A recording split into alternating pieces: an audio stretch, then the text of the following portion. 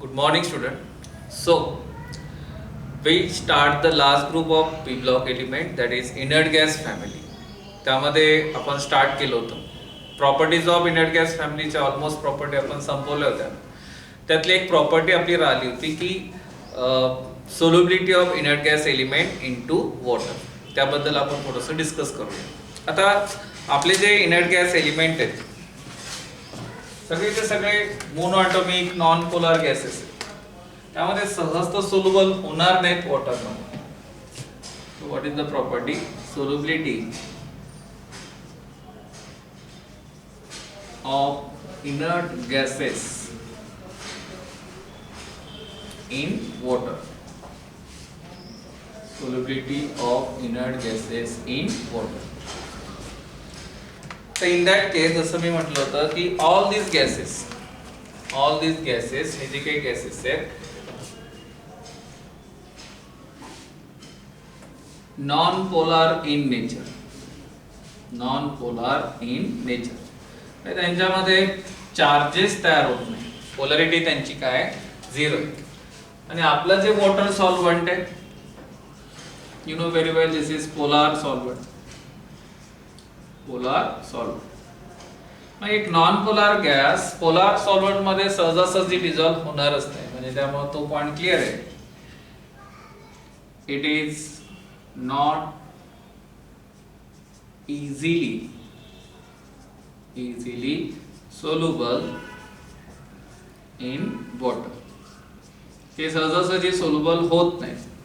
आणि झालेच जर सोल्युबल तर कशाच्या बेसवर? तर त्याचं म्हणणं आलं inert gases are partially, very less extent, soluble in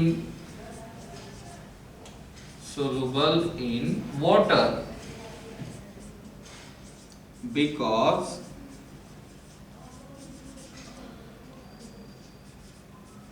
induced dipole interaction. कशाच्या बेसवर? तर induced dipole interaction या बेसवर ते मग सोल्युबल होते. आपले जे नॉन पोलर गॅसेस आहेत त्यांच्यामध्ये पोलॅरिटी इंड्यूस केल्या जाते, तयार केल्या जाते with the help of water molecule. त्यामुळे ते सोल्युबल होऊ शकतात. मग सोल्युबिलिटी मध्ये पण बघितलं तर यांची सुद्धा ऑर्डर आहे. तर मोस्टली इंड्यूस्ड डायपोल बनण्याचे chances large size particular gas मध्ये जास्त असते. तर मग helium, neon, argon, krypton, xenon, radon यांच्यापैकी सगळ्यात जास्त सोल्युबिलिटी जर असेल तर रेडॉनची. Okay, because of size increases. जसं साइज वाढतं तसं डायपोल इंड्यूस्ड डायपोलॅरिटी जास्त वाढत जाते आणि त्याचाच फायदा होतो की त्यांची सोल्युबिलिटी वाढत जाते. This is about solubility of inert gases into the water. आता त्यानंतर tendency to diffuse. Tendency to diffuse. Okay, these are the inert gases, light weighted gases. साहजिक आहे, they all have a tendency to diffuse itself. सगळ्यांची tendency स्वतःला diffuse करून घेण्याची.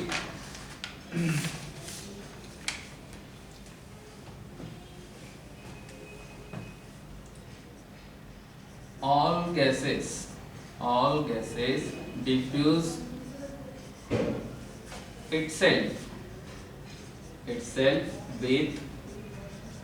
itself with glass, rubber, plastic, metals, some metals. Okay, सहज diffuse होतात. कोणासोबत? तर ग्लास मध्ये, रबर मध्ये, प्लास्टिक मध्ये, मेटल्स मध्ये. So this is the one of the tendency of our inert gases. त्यानंतर heat of vaporisation. Heat of vaporisation. आता ही गोष्ट लॉजिकल आहे. हीट ऑफ वेपरायझेशन ठीक आहे, म्हणजे amount of energy required to vaporise the gas. आता तुम्हाला सगळ्यांना माहिती आहे की इंटरमॉलिक्युलर फोर्स जास्त असला तर ते गॅसेस स्ट्रॉंगली अटॅच असतात. अशा वेळेस त्यांना गॅसेस फॉर्म मध्ये कन्वर्ट करण्यासाठी तुम्हाला हीट काय लागेल, जास्त लागेल. म्हणजे सरळ सरळ असे लिहितो मी, heat of vaporisation is directly proportional to intermolecular force of gas. Intermolecular force of gas त्यांना डायरेक्टली प्रोपोर्शनल. आता हा जो इंटरमॉलिक्युलर फोर्स आहे हा डायरेक्टली कोणास रिलेटेड येतो, तर size of gas. Size of gas. अशा केस मध्ये तुम्हाला चांगलं माहिती आहे की हीट ऑफ वेपरायझेशन सगळ्यात जास्त साइज झाल्याचं जास्त राहील. मग what is the order, helium, neon, argon, krypton, xenon, radon. सगळ्यात जास्त कोणाची राहील, रेडॉनची. Okay, heat of vaporisation. आपण व्हॅल्यू सुद्धा काउंट केली, ती व्हॅल्यू दाखवतो तुम्हाला. This is in kilo joule per mole. सगळ्यात कमी 0.008, 1.74, 6.32, 9.05, 12.65 and 17.1 किलो जूल पर. सगळ्यात जास्त कोणाची, रेडॉनची. रेडॉनच्या बाबतीत एक गोष्ट सांगायची राहिली की रेडॉन हा रेडिओ एलिमेंट आहे. रेडिओ ऍक्टिव्ह एलिमेंट लक्षात असू द्या. Radon is a radio active element and I think its half life, त्याचा हाफ लाईफ जर तुम्ही लक्षात घेतला तर its half life is almost some days related with this 3.8 days. T half 3.8 days. 3.8 days. तर अशा प्रकारे these are the properties related with our inert gas element, that is 18 group element, noble gas element, यांच्या सगळ्या properties या ठिकाणी संपतात. आता chemical properties बद्दल आपण लक्षात जर घेतलं तर यामध्ये तुम्हाला सगळ्यांना माहिती आहे की या सगळ्यांचं ऑक्टेट कंप्लीट आहे. दुसरी गोष्ट, यांची आयनायझेशन एन्थाल्पी पण खूप आहे. यांची इलेक्ट्रॉन गेन एन्थाल्पी पॉझिटिव्ह आहे. या सगळ्या गोष्टी बघता they are inert to reaction. त्यांच्यामध्ये रिएक्शन होणेच नाही. तो पॉइंट लिहितो मी. Chemical properties of inert gases.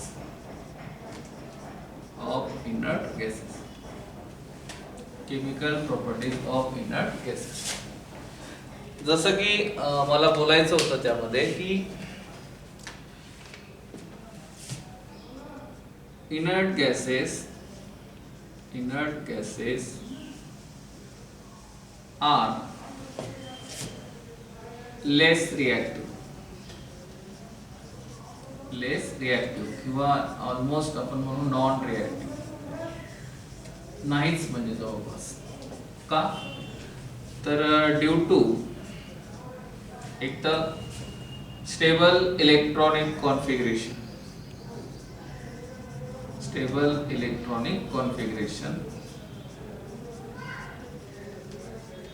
बरोबर. ऑक्टेट कंप्लीट आहे ना, तर ऑक्टेट कंप्लीट असल्यामुळं साहजिक आहे तर त्याला गरज नाही इलेक्ट्रॉनची. सेकंड, हाय आयनायझेशन एन्थाल्पी, म्हणजे इलेक्ट्रॉन लॉस करून काही रिएक्शन मध्ये पार्टिसिपेट केलं असतं त्याने, पण एन्थाल्पी आयनायझेशन एन्थाल्पी खूप जास्त आहे. त्यानंतर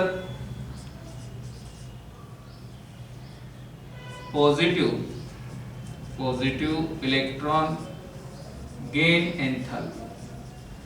इलेक्ट्रॉन गेन एन्थाल्पी सुद्धा काय मिळाली, पॉझिटिव्ह मिळाली. म्हणजे इलेक्ट्रॉन गेन करायची टेंडन्सीच नाही होईल. म्हणजे ना कॅटायन बनू शकत, ना एनायन बनू शकत, ना ऑक्टेट कंप्लीट असल्यामुळे इलेक्ट्रॉन शेअर करू शकत. म्हणजे काहीही नाही, कोव्हॅलंट बॉन्ड बनवायची टेंडन्सी नाही, आयोनिक बॉन्ड बनवायची टेंडन्सी नाही, अशा वेळेस this element are non reactive. So inert gas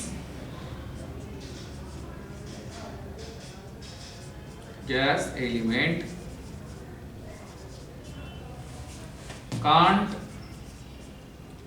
lose electron, gain electron, share electron, यांच्यामधलं काहीही करू शकत नाही. So they can't form the bond. They can't form bond. म्हणजे ते बॉन्डच बनवू शकत नाही. सरळ सरळ त्यांचं म्हणणं आलं, it can't form the bond. अशा सिच्युएशन मध्ये आपल्याला केमिकल प्रॉपर्टी स्टडी मध्ये नाही. तरी सुद्धा काही रिॲक्शन्स काही कंपाऊंड्सने दाखवल्यात, त्याबद्दल आपण थोडंसं बोलूया. तर बघू वन बाय वन. काही इन्फॉर्मेशन आपण कलेक्ट केली आहे त्याबद्दल आपण बघणार.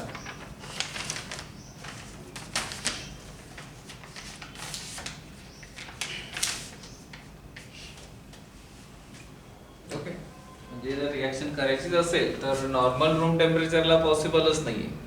काही स्पेशल कंडिशन मध्ये काही सायंटिस्टनं काहीतरी रिॲक्शन्स परफॉर्म केल्या आहेत, त्या आपण थोड्याशा डिस्कस करू. So will please. So inert gas element non reactive, त्यांना काहीही वाटत नाही कोणासोबत बॉन्डिंग करायची. का तर तुम्हाला समजलं असेल त्यांचा ऑक्टेट कंप्लीट आहे, त्यांना इलेक्ट्रॉनची गरज नाही. इलेक्ट्रॉन जर घ्यायचा असेल तरी ते पॉसिबल नाही, द्यायचं असेल तरी सुद्धा पॉसिबल नाही.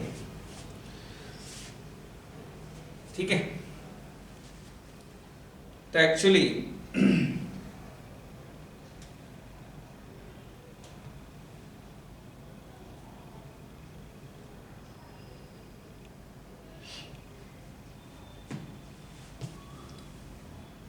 बिफोर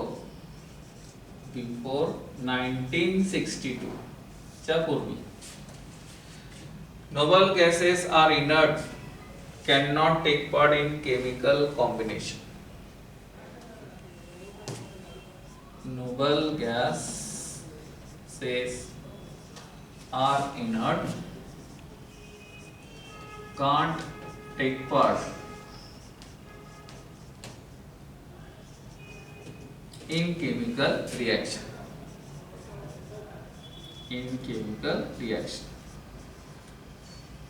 ते रिएक्शन मध्ये, केमिकल रिएक्शन मध्ये पार्टिसिपेट करू शकत नाही असं क्लिअर म्हणणार. पण झालं काय, few weakly bounded clathrate compound of argon, krypton, xenon were obtained. त्यानंतर असं झालं की क्लॅथरेट कंपाऊंड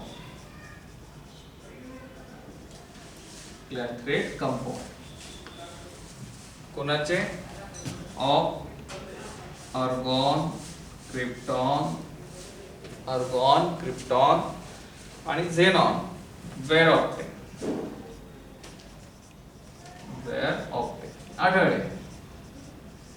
मग कुठं ना कुठं एक आशावादी पॉइंट आला की कदाचित ते कंपाऊंड बनू शकतात.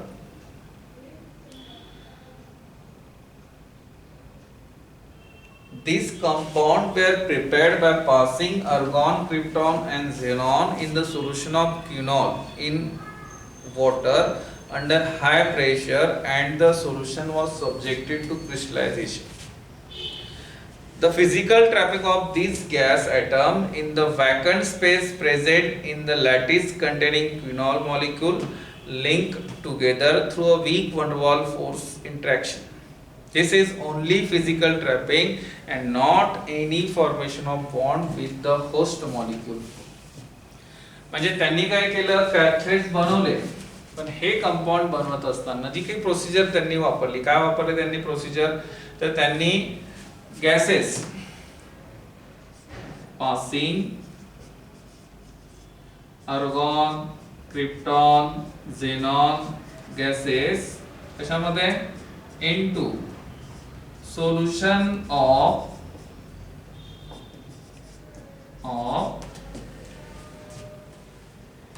quinol in water.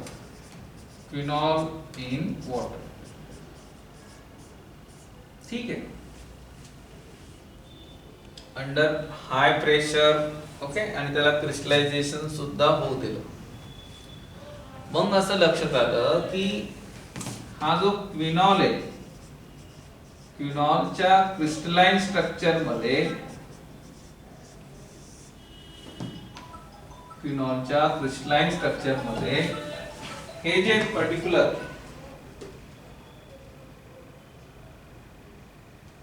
क्विनॉलच्या crystalline structure मध्ये हे जे पर्टिक्युलर स्पेसिस आहेत, या क्रिस्टलाइन स्ट्रक्चर मध्ये इनर्ट गॅसेस ट्रॅप केले गेले by one wall force, by one wall force. म्हणजे काय म्हणायचंय त्यांना की नो परफेक्ट बॉन्डिंग, ते ट्रॅप केले. आता आपण ज्यावेळेस एखादा क्रिस्टलाइन सॉलिड बनतो त्याच्यामध्ये एम्प्टी स्पेस असतो ना, व्हाईट स्पेस, त्या व्हाईट स्पेस मध्ये ते गॅसेस ट्रॅप केले गेले by one wall force of attraction. पण ऍक्च्युअल शेअरिंग ऑफ इलेक्ट्रॉन किंवा बॉन्डिंग त्यामध्ये झालंच नाही.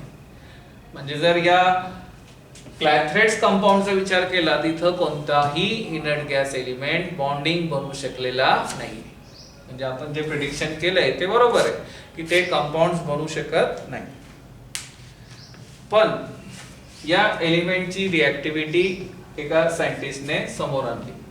आधी हे रब करू. Clathrates these are not the compound of inert gas element. लक्षात असू द्या. मग कोणी समोर आणली ते का सायंटिस्ट सर्व त्याच्यामध्ये इम्पॉर्टंट आहे. नेल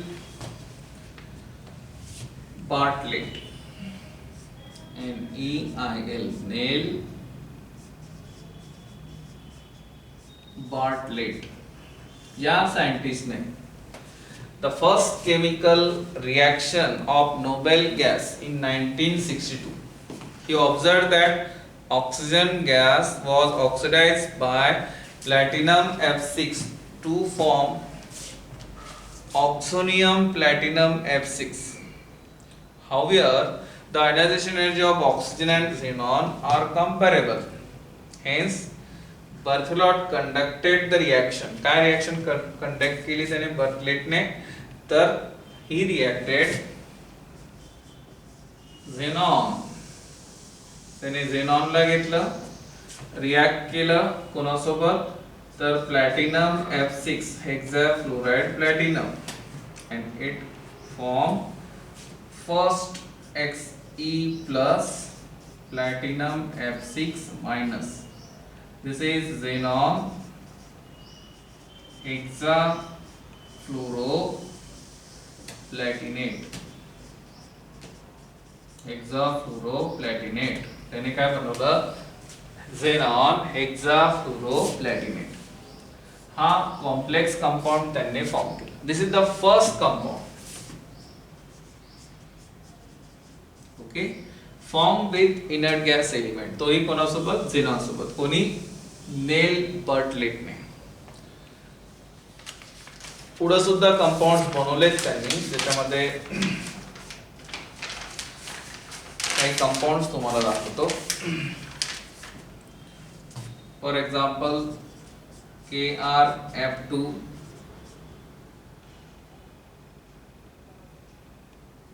RnF2, ओके. हे काही कंपाउंड्स. त्याच्यामध्ये त्यांचं म्हणणं असं आलं, compounds of radon have not been isolated but only identified. ठीक आहे, रेडॉनचे नाही मिळाले, फक्त आयडेंटिफाय झाले. Example of radon difluoride, it is identified by radio tracer technique. ठीक. आणि अजूनही no true compound of argon, neon, helium 8 no. यांचे अजूनही कंपाउंड बनलेले नाही. झेनॉनचा बनला, क्रिप्टॉनचा बनला, रेडॉनचा बनला. त्यातलं रेडॉन हा हायली स्टेबल नाही, अनस्टेबल आहे, but it can form. Radio tracer टेक्निकद्वारे तो मिळाला. पण ठीक आहे, तर यांचे कंपाउंड बनतात, पण अजूनही असे 3 इनर्ट गॅस एलिमेंट आहे की they can't form the compound. ठीक आहे, हायली रिएक्टिव्ह फ्लोरीन सोबत रिएक्शन करून त्या ठिकाणी बनवलं. आता हे झालं सगळं history, geography related with chemical reaction किंवा that is the product formation product from inert gas element. आता नेक्स्ट पार्ट जो आहे that is the uses of inert gas element. आता हा थेरॉटिकल पोर्शन आहे, तुम्ही सेल्फ करून घ्या तो प्रिपेअर. कशा प्रकारे युजेस आपल्याला बघता येईल कोणाचे इनर्ट गॅस एलिमेंटचे. सगळ्याच इनर्ट गॅस एलिमेंटचे नंबर ऑफ युजेस आहे, त्याची एक पूर्ण लिस्टच बनवा आणि ती वारंवार रीड करत राहा. ठीक आहे, तेवढा पोर्शन तुम्ही सेल्फ करून घ्या. तर अशा प्रकारे तो पोर्शन तुम्ही रीड केल्यानंतर त्याच्यामध्ये हेलियमचं इम्पॉर्टन्स, निऑन गॅसचं इम्पॉर्टन्स तुम्हाला कळून जाईल. ते काही अवघड नाहीये. आता आफ्टर दॅट हा पी ब्लॉक एलिमेंट फायनली संपतोय. आज हे लास्ट पॉइंट होता. युजेस वगैरे लिहून द्यायला काही नाही, भरपूर आहेत ते युजेस. तर विनाकारण वेळी जाईल, तुमच्याशी थोडंसं बोलायचं पण होतं. मग या सगळ्या गोष्टी बघता तुम्ही तेवढं सेल्फ बघून घेणार आहे. तर यामध्ये बघितलं आपण तर पी ब्लॉकमध्ये आपण 11-12 मिळून टोटल जवळपास 6 ग्रुप डिस्कस केले. खूप रिॲक्शन्स होत्या, खूप इम्पॉर्टंट कंपाऊंड्स होते. त्या इम्पॉर्टंट कंपाऊंडमध्ये पण भरपूर रिॲक्शन्स होत्या, प्रिपरेशन्स होत्या.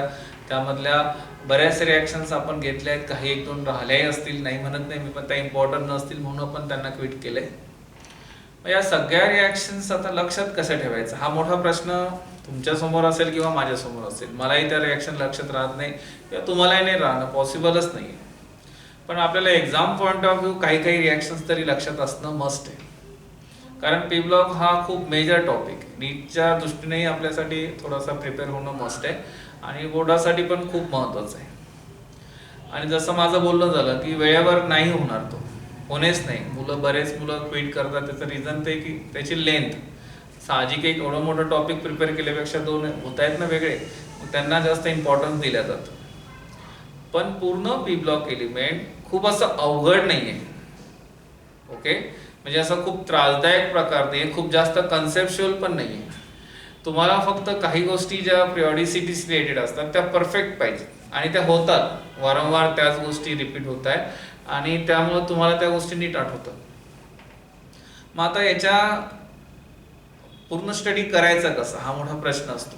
तर मी असं म्हणेल की तुम्ही थोडंसं टेबल पॅटर्न मध्ये किंवा रिॲक्शन लाईन शॉर्ट कसं बनवता येईल ते बघा. म्हणजे समजा आता एखादा कंपाऊंड आपण इम्पॉर्टंट घेतला, समजा मी घेतलाय इम्पॉर्टंट कंपाऊंड अमोनिया. NH3 हा नायट्रोजन फॅमिली मधला एक कंपाऊंड आहे. साहजिक आहे याच्या प्रिपरेशन्स काय असणार आहे, त्याच्या प्रिपरेशन्स असणार आहे. तर मग प्रिपरेशन हेडिंग टाकायचं आणि या अमोनियाला एका साइडला पूर्ण प्रिपरेशन मेथड इन शॉर्ट लिहायचं. एक गोष्ट लक्षात असू द्या, लिहित असताना तुम्ही रिॲक्टंट आणि रिएजंट मेन्शन करा. Don't tension about the balancing. बॅलन्सिंगचं ताण नका घेऊ. बॅलन्सिंग तसंही तुम्हाला नीट जमणार पण नाही आणि ती गोष्ट नीटशी आठवणार पण नाही. मग त्यासाठी खूप कमी रिॲक्शन लक्षात ठेवायला लागतील, मग त्या गोष्टी लिहिता येतात. जसं प्रिपरेशन जेवढे असतील तेवढ्या एका साइडला येऊ द्या पूर्ण. ठीक आहे, नाही तर दोन्ही साइडला प्रिपरेशनचा एरो असला पाहिजे. इकडनं इथे म्हणजे हा बनतोय, ही साइड प्रिपरेशन. दुसऱ्या साइडला येतं केमिकल प्रॉपर्टीज. मग त्यामध्ये काय अमोनिया दुसऱ्या कोणासोबत तरी रिॲक्ट होऊन काहीतरी प्रॉडक्ट बनणार. म्हणजे इथं रिएजंट येऊ द्या आणि या साइडला येऊ द्या प्रॉडक्ट तुमचा. अशा जेवढ्या रिॲक्शन्स आहेत त्या सगळ्या मेन्शन करा. मग एका पेजवर हे पूर्ण बसतं. तुम्ही हॉरिझॉन्टली पेज अरेंज केलं की व्यवस्थित तुमचा फॉन्ट वगैरे 1-2 कलरचे पेन वापरून छान प्रकारे लिहा. आणि त्याला लिहिल्यानंतर त्यामध्ये ज्या रिॲक्शन्स प्रिपरेशन मधल्या किंवा केमिकल प्रॉपर्टीज मधल्या तुमच्यासाठी इम्पॉर्टंट वाटतात, जसं पर्टिक्युलर कलर चेंज होत असेल किंवा बाकी टॉपिक मध्ये काही रिॲक्शन जर रिलेट होत असतील, अशा तुम्हाला समजतात त्या काही मध्ये थोडासा चेंज होऊन प्रॉडक्ट बदलत असेल तर अशा रिॲक्शनला थोडं स्टार करून ठेवा. अस्टेरिक साइन वापरा आणि ही रिॲक्शन इम्पॉर्टंट आहे माझ्यासाठी. मग काय होतं की हे जे काही 2-3 पेज मधला पोर्शन आहे तो एका पेजवर येतो. म्हणजे असं ओव्हरऑल जर प्रत्येक कंपाऊंडच्या प्रत्येक काही महत्वाचं जनरल रिॲक्शन नाही लक्षात ठेवायच्या, होतही नाही त्या लक्षात ठेवू नका. आणि प्रॉडक्ट बनवताना त्याच्यामध्ये हिंट्स असू द्या की असं असेल तर हा प्रॉडक्ट असतो, असं असेल तर हा प्रॉडक्ट असतो. आणि काही कंपाऊंडचे नावं थोडे थोडे रोज वाचून वाचून होतात पाठ, असं काही नवीन काही नाही. याने काय होईल, तुमचं टॉपिक त्या पेजवर येऊन जाईल. मग असे साधारणतः एक 10 पेजमध्ये 12 पेजमध्ये पूर्ण टॉपिक जर कव्हर झालं तर ते रिवाइज करायला खूप सोपं आहे. आणि हे मी स्वतः बनवून देऊ शकतो तुम्हाला, द्यायला काही नाही, पण जर तुम्ही सेल्फ केलं तर त्या निमित्तानं तुम्ही रीड करसाल व्यवस्थित. आणि आऊ किंवा आपण काय म्हणू त्याला, आऊ बाऊ म्हणजे खूप आगाऊ रिॲक्शन्स वाढवू नका. म्हणजे सांगताना मी खूप सांगितले असतील पण त्या सगळ्याच रिॲक्शन केल्या पाहिजेत असं काही नाहीये. एनसीईआरटी बोर्डमध्ये ज्या स्ट्रिक्टली फॉलो करून दिल्या आहेत त्याच रिॲक्शन स्टेट बोर्डमधनं कन्सिडर करा. बाकी रिॲक्शन नाही केल्या तरी चालतात. काही स्ट्रक्चर्स असतात इम्पॉर्टंट, ते लक्षात घ्या. मग याने काय होईल, तुमचं ते टॉपिक तुम्हाला नीट आठवेल, नीट समजायला सोपं होईल. आले लक्षात? मग असं जर करत गेले तुम्ही तर बाकी ते टॉपिक सोपं आहे. राहिलं युजेसच्या बाबतीत तर काही स्पेशल युजेसला स्टार करून ठेवायचे. सगळे युजेस तर प्रत्येक कंपाऊंडचे युजेस आपण 5-5, 6-6 दिलेत, ते सगळे नाही लक्षात राहू शकत, पण त्याच्यामधले जे जे स्टार केलेत ते ऍटलीस्ट लक्षात राहू द्या की हा इथे इम्पॉर्टंट रोल आहे.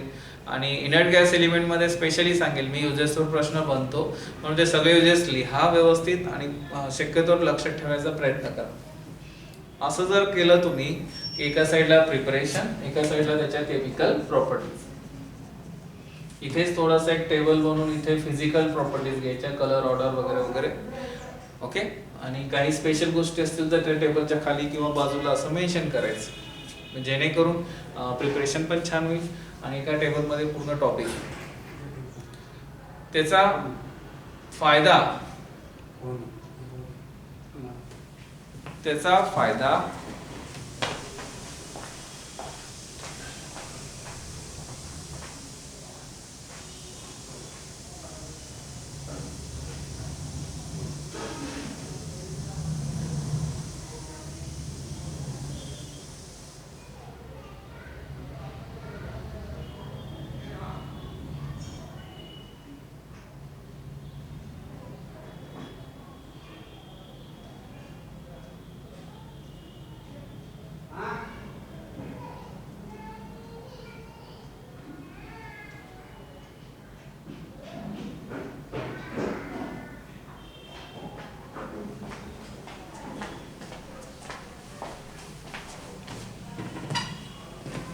सॉरी थोडं अर्जंट होतं त्यामुळे जावं लागलं, बोलायला गेलं होतं. तर मग अशा प्रकारे काय होईल, तुमच्या त्या रिॲक्शन्स लक्षात राहतील. ओके. आणि त्याने तुमचा स्टडी सोपं होईल. इकडे हा असा एक टेबल छान बनवून दिला तर तुम्हाला जमलाच नाही तर मला कॉन्टॅक्ट करा, मी तुम्हाला पाठवेल, 1-2 बनवून पाठवेल. ते तुम्ही तशी कॉपी करू शकतात किंवा तशा प्रकारे अजून बनवू शकतात. असाच एक प्रकार आहे जेणेकरून तुमचं पी ब्लॉक एलिमेंट सोपं होत जाईल. दुसरा काही वे नाही त्याच्यामध्ये. आणि दररोज एक पेज किंवा 2 पेज रोज जर बघत गेलो आपण तर मला वाटतं त्या रिॲक्शन्स आठवतात. ओके. होतं काय की आपण सगळ्या शेवटी घेतो, ऑलमोस्ट तुम्ही थकलेले असतात, त्यात एवढा मोठा टॉपिक आणि ऑलरेडी ती भीती तयार झालेलीच असते मनामध्ये की खूप मोठा टॉपिक आहे, होणार नाही प्रिपेअर. तर या गोष्टीमुळे तुम्ही अजून दुर्लक्ष करता. तर बेटर वे जेव्हाही होतो टॉपिक किंवा संपतो त्याच्यानंतर रोज त्याला थोडं थोडं करत राहिलं, रोज म्हणतोय मी, म्हणून तुम्हाला जोपर्यंत वाटत नाही की आता खूप छान झालाय तोपर्यंत रोज वाचा. आणि इनऑर्गॅनिकचं खूप मोठा पोर्शन कव्हर होतो तुमचा आणि तो कॉन्फिडन्स वेगळाच फील करतो स्वतःमध्ये की मला पी ब्लॉक येतं, जे बऱ्याच जणांना येत नाही. ठीक आहे बेटा, अशा प्रकारे करता येईल. आणि पी ब्लॉकचं रिलेटेड MCQ ते तुमच्या रिडिंगवरच असतं. तुमचं जर रिडिंग छान आहे तर कोणता MCQ काही अवघड नसतो, खूप सोपा सरळ विचारला जातो. त्यामध्ये इम्पॉर्टन्स जर म्हणसाल तर ऑक्झी ॲसिड्सवर त्या आपण हायड्राईडच्या रिॲक्शन बघतो, एनामलस नेचर बघतो, युजेस, काही स्पेशल कलर चेंजच्या रिॲक्शन्स असतात ज्याच्यामध्ये पर्टिक्युलर चेंज दिसतो तुम्हाला, तशा रिॲक्शन्स, काही स्पेशल प्रेसिपिटेशन रिॲक्शन्स असतात ज्याच्यामध्ये ही reaction for qualitative analysis, quantitative अनालिसिससाठी वापरतो, for the detection of so and so ion, अशा काही रिॲक्शन त्यांनी दिलेल्या असतात. त्या रिॲक्शन सुद्धा इम्पॉर्टंट असतात, म्हणजे त्याच्यावर MCQ बनवू शकतो. ओके. मग या सगळ्या प्रकारे लक्षात घ्या जेणेकरून भरपूर कंपाऊंड्स तुमच्या ओळखीचे होतील, जेणेकरून बऱ्याचशा टॉपिकमध्ये या पी ब्लॉकची फायदा होईल आणि स्वतःचा जास्त फायदा होईल. या प्रकारे तुम्ही अभ्यास करा आणि माझ्याकडनं तर बेस्ट विशेष आहेत तुम्हाला. चांगला करसाल तुम्ही, चांगला प्रिपेअर करायचा प्रयत्न करा. ओके, तर या ठिकाणी आपलं पी ब्लॉक एलिमेंट डिक्लेअर करतो. याचे MCQ सोडून बघा, तुम्हाला अडचणी आल्या तर विचारा. ठीक आहे. Okay, thank you, bye.